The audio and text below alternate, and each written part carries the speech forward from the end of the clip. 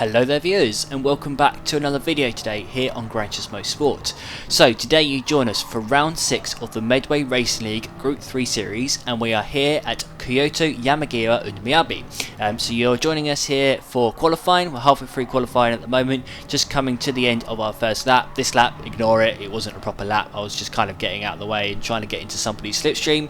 So coming to start our second lap here as we make our way down to turn 1, braking just a little mark on the circuit is a little time marks, just dabbing the brakes now and into this very long double apex long left-hander as Adam Zabron's just pulled out of our way and Martin also returns to the pit lane. So we've got a free track now coming into turns 3, 4 and 5 2, 3, 4 and 5 flat out through here in the Toyota. On Super Softs in this Supra you can take that section flat out.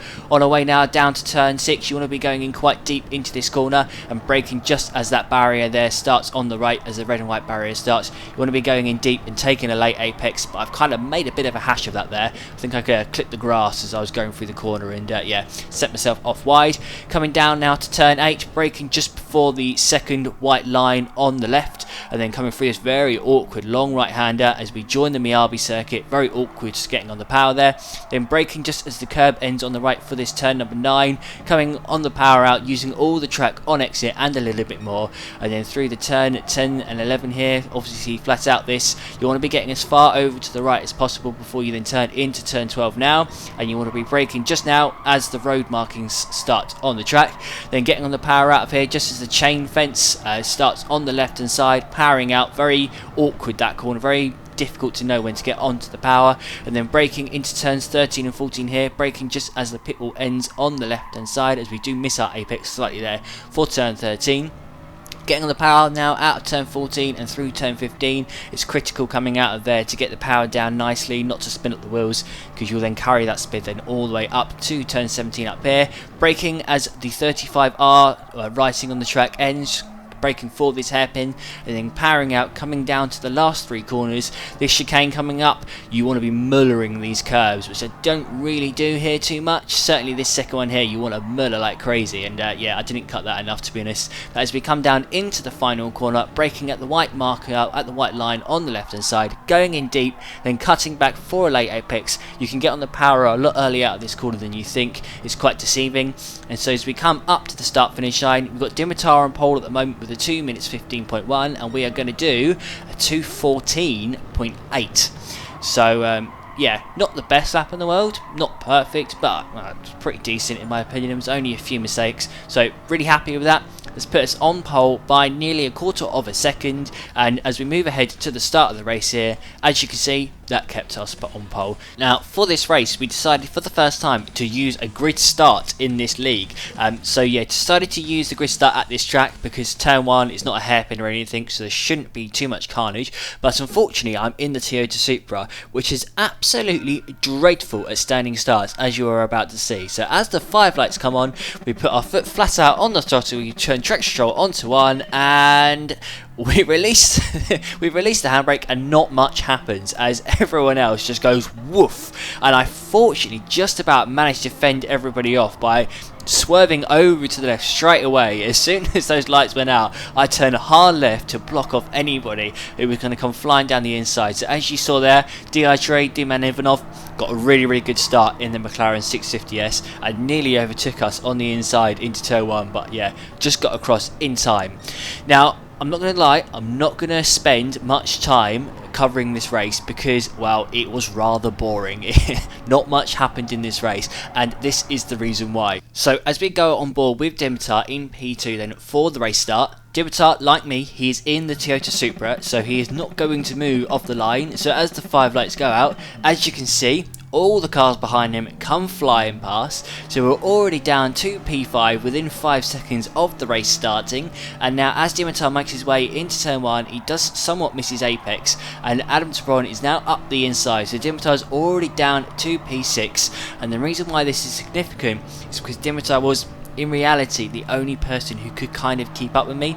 You saw that in qualifying, he was the only person that got particularly close, and he was the only person that could properly challenge me in this race. And so what that meant was I kind of just checked off I checked off into the distance, and that was that. And this is not the end of Dimitar's downfall either. So as we make our way out of turn 6 and head through the kink of turn 7 and down to turn 8, have a look in the mirror up in the top of the screen. So have a look in his rearview mirror. As you can see, Dimitar gets punted. So Mark Demand comes into the back of Dimitar, gives him a punt. Dimitar, he's also just now lost the back end coming out of turn 8. It's all going wrong for him now. He's down to P9 briefly there, down to 9th out of 13. And well, Dimitar was never really able to recover from this poor start. Now, moving ahead then to the first pit stop of the race. So this race, I decided to do the 2-stop. The 1-stop was possible, but it did require fuel saving. So we're making our first stop of the race here and topping the tank up to 3/4 of a tank. That is how much you need to do 8 laps. So that's what I'm doing here. I'm doing 8 laps since. So top of the tank up, coming into the pits then, we were already 7.5 seconds ahead of everybody else, and that gap only increases in that pit stop window as we put a little bit less fuel in than others do. Now going through turn 1, as you can see in front of us, we do have a car. We've got Adam in front of us, so we've got Adam Tabron. He is doing the 1-stop, and as we move ahead to the start of the next lap, we are on the outside of Adam going into turn 1, so we've managed to catch him up over the course of the outlap, and we have gone for the mother of all sends around the outside of Adam through this first corner, and we managed to make the move stick. So yeah, very happy with that move. I messaged him afterwards like, did you like that? So yeah, go for the mother of all sends around Adam. We are into the lead of the race now, and well, that was it really, the action in the race. As we move ahead to our second pit stop, we are now 21 seconds ahead of everybody else as we pit for the final time this race, topping that tank back up to 75%, and yeah, putting a new set of super softs on. So Dimitar, by this point, he has managed to recover to P4, so he's managed to make up 4 of those places that he lost at the start, and he was actually by this point fighting for second. One of the reasons as to why I'm doing quite well here, not only obviously did Dimitar have struggled at the start, but I also did a race around here just the day beforehand, which, you know, does help. Did a race around here in this car the day beforehand, and I did quite a lot of practice for that race, so that did help me to be quite quick around here.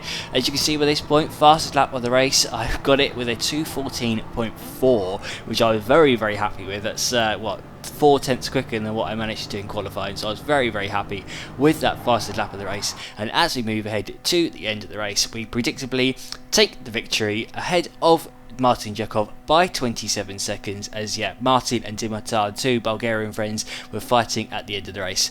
So yeah, that race, like I say, boring. It happened, but I'm not going to end the video here because, well, I mean, we're not even 8 minutes in. So instead, I'm going to bring you round 7. So here we are then, we are at Bathurst. We are in the Toyota Supra once more, the Toyota Supra being my favourite car on the game. So we're at the start of qualifying now. We're about to start our first lap. So coming through Murray's Corner, coming onto the pit straight. Bathurst, not a track I particularly like, to be honest, or not historically anyway, not one I do very well around, but braking at the photographer then on the right hand side for Hell Corner, going through turn 1, quite an awkward corner to be honest. The curb on the inside, you can't use it basically, it's vertical, so yeah, a bit tricky through there. Going down the mountain straight now, on the way down to Griffin's Bend, you want to be braking at the tarmac on the left hand side of the circuit here for Griffin's Bend, braking at the end of the tarmac, so as we slam on the brakes, cannot use the curb on the inside. It's a common theme, to be honest, around Bathurst. There's a lot of curbs that you can't touch. As we now come up into the cutting, braking just after the kink to the left, slamming on the brakes for what's kind of turn 4. Now going through Quarry Corner, again cannot touch that curb on the inside, and then into Reed Park. Very difficult section that you can just about take it flat out if you get it right, but it is very difficult. Through Solomon Park and now down to McPhillamy Park. Very difficult this corner. As you go over the crest, the car goes light and it's easy to go miles off the track. As we now come down, bombing through Skyline, got to be careful with the brakes down here, and coming down through the S's and then down into the Dipper and down to Forest's Elbow on this very steep downhill decline. It's yeah, very tricky going over the mountain basically. Very easy to slam into the walls and very easy to get caught out by the gradient as you are going very rapidly downhill and going yo-yoing up and down basically. So now on the Comrade Straight, coming into the final sector of the lap as we approach the chase. Coming into the chase, you want to be braking. There's some like signs on the right hand side, so these barriers here on the right, you've got this Signy event thing. you want to be using those as a reference as to where to brake. Again, can't use the curb through the chase, but now coming down to Murray's corner for the final corner of the lap. Been a decent lap so far, braking at the tree on the right hand side of the circuit. Can we get a good exit? Yes we can. What is our lap time going to be as we come across the line and set a 2:06? So decent. I can do a 1:59 if I really nail a lap together. I can do a very high 1:59, but that's very difficult to do. Yeah, normally I'm in the low 2 minutes, so 2:06, not great, but it would do. So as we move ahead to the end of qualifying now, we did not manage to improve on that time. We actually qualified in second place, and as you can see on pole, we have Ryan Sandel. So for this race, I managed to recruit my friend Ryan Sandel, Roswald. Some of you may know him from Super GT's Club 100 videos. He's one of the founding members of the Club 100 League, and yeah, been friends with him for years. We used to race together when we were younger in karting. So Ryan is now racing in this series. He's starting on pole position like you can see there. You've got myself in P2. John Hardy is starting in 3rd. Dimitar is down in 4th place. And then you've got Ice Manic, Nicholas Warham, who's making his debut in the series for this round. He's starting in P5. And then you've got Aaron Tebron in P6. So for this round, fortunately, we have reverted to rolling starts. We are not using the standing starts, which my Supra cannot do, and which often result in carnage. So yeah, no, back to the rolling starts as we come through Murray's corner and wait for the race to commence. So you've got Ryan in front. His Viper does not like the mountain section, let me tell you. Going down through the S's and through the dipper, yeah, his car doesn't like it. He really was struggling in this race going through the S's. Strategy for this race, you can do the one stop, but that is going to require quite a lot of fuel saving. So I instead will be going for the 2 stop. So I'm going to be doing a long first stint and then doing 2 shorter stints afterwards. So coming down to Griffin's Bend for the first time in this race, we're not quite within the slipstream range of Ryan, frustratingly. The game did kind of do us over there at the start. When we started, we were already 9/10 behind him. Coming now through the cutting lane, can we get within his slipstream over this mountain section? We are on the borderline of the slipstream range. Remember, with Gran Turismo, as soon as you get within the slipstream range, you are golden. You get dragged along very nicely and gain like half a second a lap at least. So we now are creeping into the range as Ryan in front clobbers the curb through Sunwoln Park, and now coming over the crest. We kind of messed that up a little bit there. I turned in a little bit too late as the front of my car took off, and yeah, missed my apex completely through McPhillamy. Now coming down through the dipper, Ryan's car really is struggling. You can see in front how much I am gaining coming down this mounting section here. He is struggling with the gradient changes as we come into Forest's elbow. I am almost on his back bumper and I am very much within the slipstream range. So we're going to get a real run on him now down the Conrod Straight. Are we going to be able to go for a move into the chase? So we are very much gaining on him now. As you look at the gap up in the top left hand corner, we are gaining, and we are going to the left, and we are going up his inside as we do Ryan on the brakes into the chase. And Ryan was saying afterwards, to be honest, that he didn't really want to fight.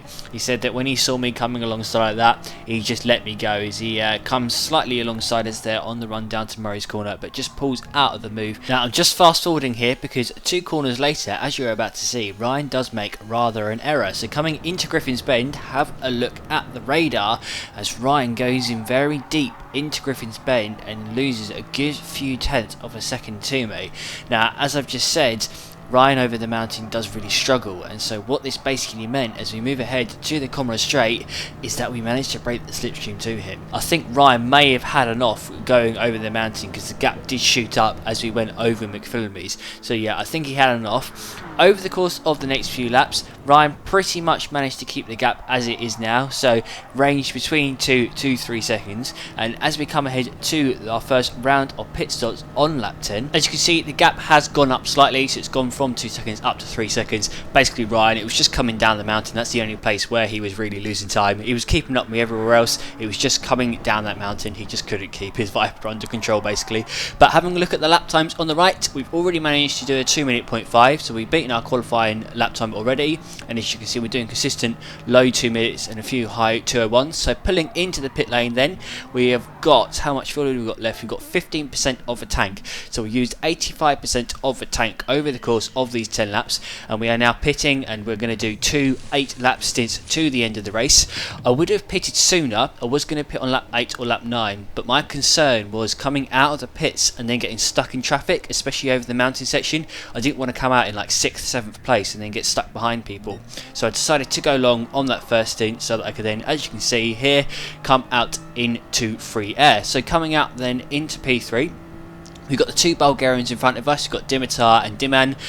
Both of them are doing the one stop, which is very much a viable strategy around here. But yeah, like I said, it does need a little bit of fuel saving. Skipping ahead by 5 laps now to lap 15 of the race. As you can see on the right, we've just set the new fastest lap of the race with a 2:0.4, and the gap to Ryan has increased from 3.7 seconds it was coming out of the pits to over 10 seconds. So Ryan really was struggling going over that mountain section, and I think Ryan was trying to just think of some sort of wacky strategy which he could use to try and somehow beat me. So as you have a look at the leaderboard on the left hand side, he has pulled into the pit lane only 5 laps after making his first pit stop of the race. So he's pulled in with 49% of a tank still left, so he's still got half a tank, and I think he was trying to go for the mother of all undercuts. But yeah, I'm not quite sure what Ryan was doing at this point in time. He's pitted with 11 laps to go, and that is how long the fuel lasts. It lasts 11 laps, so he will now be going to the end of the race. To be fair to Ryan,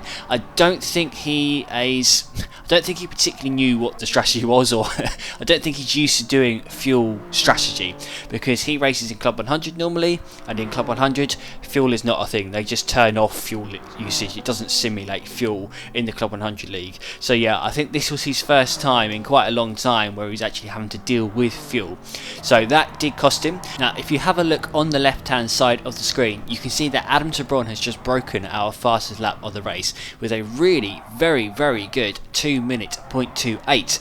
So I think Adam at the start, I think he got caught up in carnage further back. Apparently there was a right mess going on. There was someone lagging about like crazy, punting everyone off as a result with these big lag spikes, and there was all kinds of problems back there. So that's why Adam is down in P7.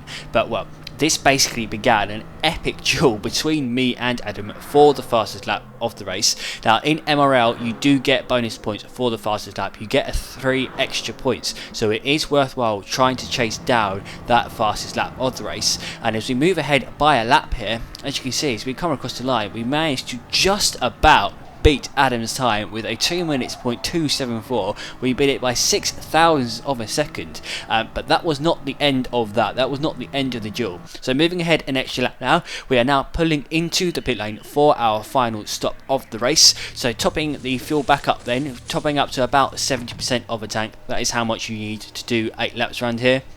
I am actually over fueling a little bit by a few percent just to be safe, basically, just to play it safe. I don't, whatever I do, I do not want to be running out of fuel on the Conrod Straight on the final lap of the race. So coming out of the pits now, we are just about ahead of John Hardy. We're just about ahead of Apex Magnet. Yeah, we fortunately managed to keep our lead. John at this point hadn't made his second stop, so he, like me, he was doing the pit stop and hadn't yet pulled into the pits. Moving ahead then to the final lap of the race. As you can see, we're in the lead. We've got Dimitar now behind us. So we've got Dimitar, he's doing the one stop. Did a really good job actually of the one stop. He was in the Corvette of all cars, which is a very thirsty car. Somehow managed to make it do 13 laps on a tank of fuel. So we've got Dimitar down in P2, 8 seconds behind us. And actually Apex Magnet, he pitted the lap after us, by the way. He pitted at the end of lap 19, and he came out of the pits right behind Ryan. So Apex Magnet and Ryan were fighting to the end of the race then, fighting for the final spot on the podium. But if you have a look at the fastest lap of the race, on the lap prior to this, on the penultimate lap of the race, Adam Tebron managed to take the fastest lap of the race off us by 15,000ths of a second. So I took the fastest lap of the race off of him by 6,000ths of a second, and then he took it back off me by 15,000ths of a second. So for this final lap of the race, I was like, right, I'm going to give it full beans. I don't care if I crash. I'm quite a way off into the lead. I can afford to have a little bit of an off for slamming into the wall. I can afford it.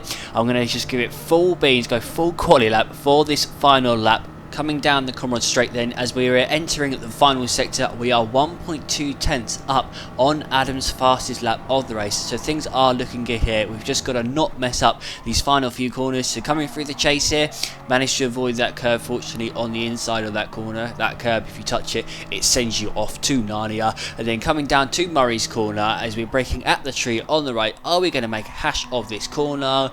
No, we are not. So coming across the line then, are we going to be able to beat Adam's lap time? What are we going to do? It's a 2:01. So yes, we do indeed manage to take the fastest lap of the race off of Adam there by just under a tenth. And yeah, as I bring up the results now, as you can see, I won the race by just over 10 seconds ahead of Dimitar. Did a really good job, like I say, of doing that one stop. You got Ryan in P3 and you got John just behind in 4th place. So I hope you guys enjoyed watching that video today, the doubling up of the Kyoto and the Bathurst round. Next up, we've got Interlagos. So yeah, we've got Interlagos. Ryan, spoiler alert, does do a lot better. He kind of gets the strategy sorted for that round. So I hope you guys are looking forward to watching that video. Next up, I'm actually going to have a Club 100 video. So before that, I'm going to bring you the final round of Club 100. So I hope you guys are looking forward to those videos. Remember to like and subscribe, do all of that good stuff, and I will see you then. So goodbye.